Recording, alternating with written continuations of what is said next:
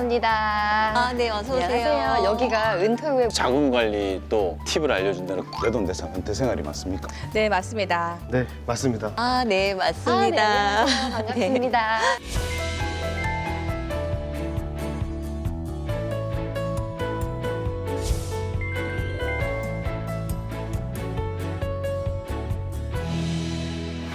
먼저 이지혜 씨께 제가 궁금한 게 있는데요. 네.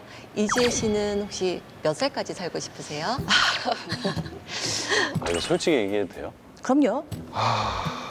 오래 살면 좋을 것 같은데 전 죽고 싶지 않아요.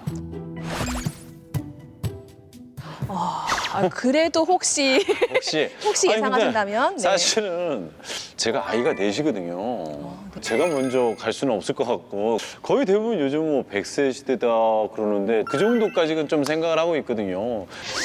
그게 제 맘대로 되는 건 아니겠지만 애들이 많이 어리거든요. 네. 그러니까 애들 학교 가고 뭐 시집 가고 아이 낳아서 손주까지 보려면은 한 100세는 살아야 되지 않을까요? 오래 살면 좋을 것 같은데 요즘 100세 시대라고 하니까 한 100세? 100세 세는 살아야 되지 그런데 않을까요? 생각하고 있습니다. 많은 분들이 100세 시대, 뭐 100살 이런 거 실감하고 계시는데요. 만약 60세에 은퇴하고 100세까지 산다면 만약 60세에 은퇴를 한다면 100세 시대까지 은퇴 후 40년을 더 사셔야 되잖아요. 혹시 정성호 씨는 네. 은퇴 후 40년 준비되셨나요? 야, 이거 진짜 사실 은퇴를 생각해 본 적이 없기 때문에 40년 준비를 제가 60세 만약에 은퇴를 하면 아이들이 대학을 아직 못 간 애도 있을 수도 있거든요. 그래서 생각을 안 해봤어요. 네. 그래서 여기를 찾아왔거든요. 40년 생각만 해도 그런데요.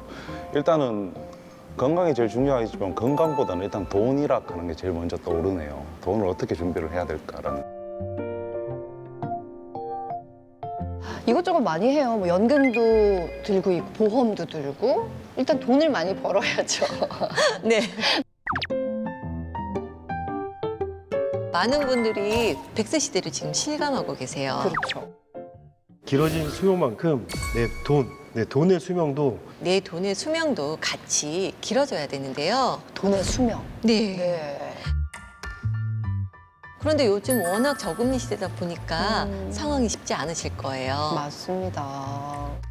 뭐 은행에 넣어도 사실 뭐 몇 프로 안 붙잖아요. 1점 몇 프로? 그러니까 뭔가 늘어난다는 느낌이 안 들더라고요. 네.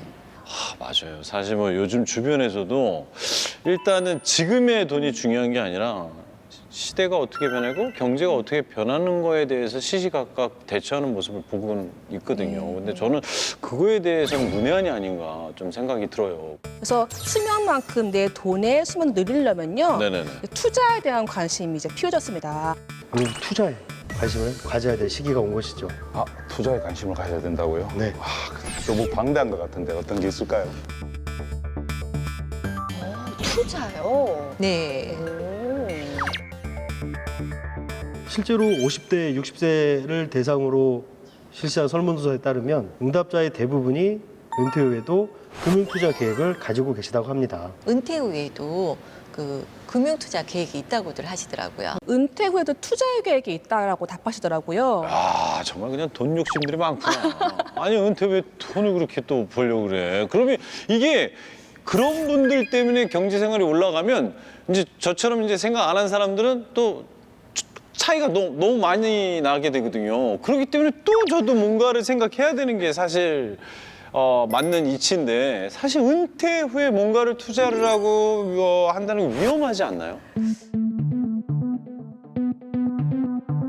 근데 그 은퇴 후에 투자는 사실 좀 위험하다는 느낌이 들거든요. 은퇴 네네. 후에는 좀 뭔가 더 뭔가 나약해지잖아요. 이게 다 줄어들 것밖에 네, 없으니까. 맞아요.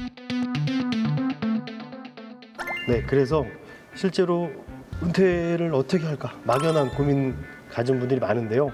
이럴 때 투자의 원칙을 지키면서 투자하는 게 가장 중요합니다. 투자 원칙을 지키시는 게 가장 중요합니다. 네, 그래서 네, 투자 원칙을 지키면서 투자하시는 게 중요하겠죠.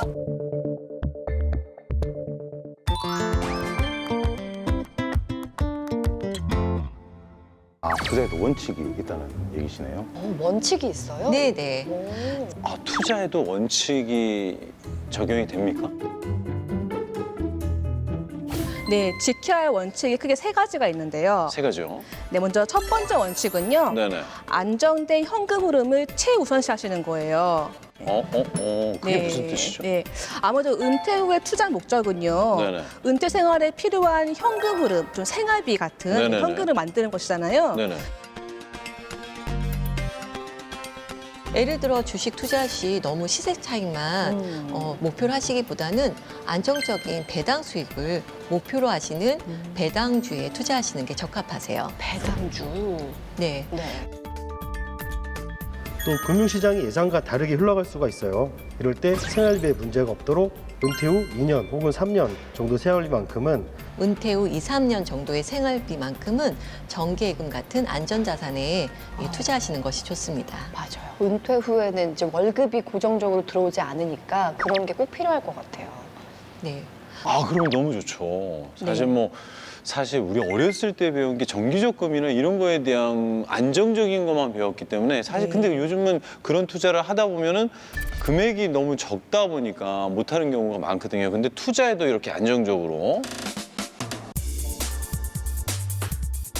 두 번째 투자 원칙은 성장성이 높은 그리고 앞으로 미래가 유망한 그런 섹터에 투자하는 건데요. 투자해본 분들은 이미 알고 계시죠. 그런데 가장 중요한 거는 시간에 쫓기며 투자하는 것처럼 수익도 안 나고 투자자 마음이 불안한 것도 없는 것 같아요. 그래서 투자를 할 때는 조금 길게 그리고 안정적인 그런 상품에 투자하는 것을 추천드립니다. 아, 그렇구나. 네, 성장성이 높은 산업에 장기 투자하시는 거예요. 장기 투자. 많이 들었어요. 네, 전성호 씨는 투자를 해보셨나요? 투자요? 네. 저는 사실 아이들이 배신하지 않는다면 아이들에게 투자하고 있습니다. 자녀 교육에 투자하셨네요. 아니요, 예, 자녀 교육에 투자하셨네요. 아니요. 나중에 다 갚아야죠, 애들이. 애들도 알고 있나요? 배신하면 뭐 어쩔 수 없죠. 서로 안 봐야 되죠. 예, 일반적으로 이제 투자해 보신 분들 많이 아실 텐데요. 네네네. 시간에 쫓기는 투자를 하시면은 이렇게 시장의 변동성이 커질 때 너무 힘들거든요. 근데 사실 투자라는 게 눈에 보이지 않는 투자를 하게 되면은 사람들은 이제 되게 이걸 왜 하지 하는 생각을 하거든요. 그래서 짧은 시간에 그만한 또 최대의 효과를 보기 위해서 네. 투자를 했다가 주변에 많이 다시는 안 한다 뭐 이런 사람들을 많이 봤거든요. 그래서 아무리 좋은 기업이나 네네. 선단성이 되는 종목도요. 네네. 주가가 하락과 상승을 반복하면서 네네. 이렇게 그 추세로 성장하는 거기 때문에 예, 충분히 성장할 만큼의 투자 기간이 필요합니다. 투자해 보신 분들은 아시겠지만 그 시간에 쫓기는 투자를 하게 되면은 시장 변동이 커질 때 너무 힘들게 돼요. 조급하고 무섭고. 네, 맞습니다. 네, 맞아요. 하지만 성장성이 높은 그 산업과 기업도 주가가 하락과 성장을 반복하면서 그 성장을 하기 때문에 충분히 성장할 만큼의 투자 기간이 필요합니다. 충분히 성장할 수 있는 시간 그리고 거기에 대한 믿음을 가지고 내 노후 자산을 운용하는 것이 가장 현명하죠. 그러니까 장기적인 관록을 갖고 투자를 해야 된다. 네. 아, 그러네요.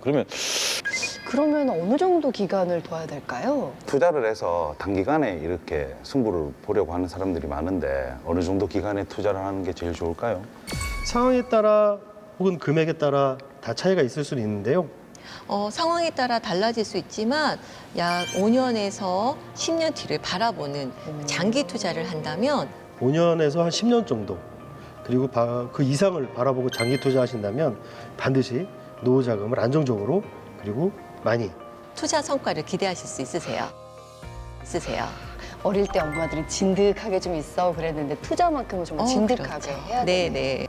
근데 사실 어떻게 보면 길기도 긴 시간입니다, 사실은요. 네. 근데 이제 보통 사람들은 이제 장기 투자라 그러면 한 2, 3년 넘으면 괜찮지 않을까라고 했는데 그게 아니라 5년에서 10년 사이. 네, 맞습니다. 그렇다면 세 번째 마지막 원칙은 뭔가요?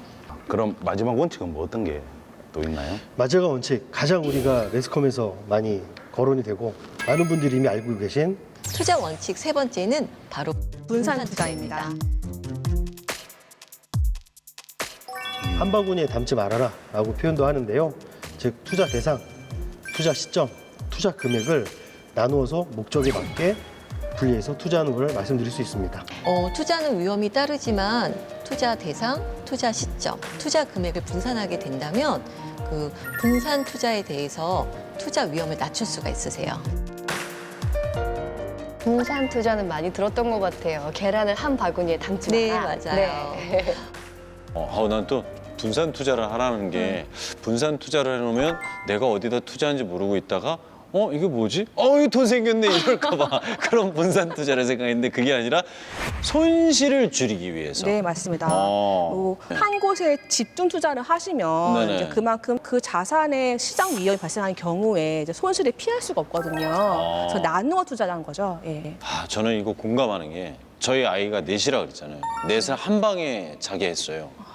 한 방에 생활하고 넷다 성적이 떨어졌어요. 넷다 성적이 떨어졌어요. 따로 할머니 방에 한 명, 아이들 둘 따로 저희가 한 2명만 맡았어도 성적이 골고루 나왔을 텐데 동시에 다 떨어지더라고요. 그래서 이 이제 분산 투자에 대한 포인트가 또 네. 이거 포인트네요. 근데 사실 분산 투자도 뭘 알아야 하잖아요. 저처럼 잘 모르는 사람들은 분산 투자가 좀 어려운 것 같아요. 맞아요. 특히 투자 경험이 많지 않으신 분들이 투자를 한다는 게 쉽지 않으신데요. 근데 많은 분들이 분산 투자가 쉽지 않으실 거란 말이에요. 그럼요. 예. 그래서 특히 투자 경험이 많지 않다면 뭐 더더욱 그러시겠죠. 그래서 그럴 경우에는요. 네네네. 상품 자체가 이미 시장에 네네. 분산 투자되어 있는 네. 뭐 지수형 ETF나 인덱스 펀드에 투자하시는 게 좋은 방법이 될 수 있어요. 여기에 매월 일정 금액으로 적립식으로 투자를 하게 되면 투자 시점과 금액이 분산돼서 분산 투자를 하실 수 있게 되세요. 네. 그러니까 지금 얘기한 세 가지 법칙, 그러니까 일단 안정적인 현금의 흐름, 네. 그다음에 두 번째가 장기 투자, 네. 5년에서 10년, 그다음에 이제 마지막으로 분산 투자를 해라. 즉 그 얘기는 어느 정도 투자에 대해서 공부를 하고 여기저기에 나누라. 네, 이런 맞습니다. 얘기죠. 네. 그러니까 대부분 투자 성과를 빨리 내고 싶은 그런 조급한 마음에 네네네. 투자에 실패하는 경우가 많은데요. 예, 시간의 힘을 믿고 네. 투자 원칙을 지키면서 투자하신다면요. 누구나 성공적 투자가 가능하실 겁니다. 맞아요. A good day, a good day.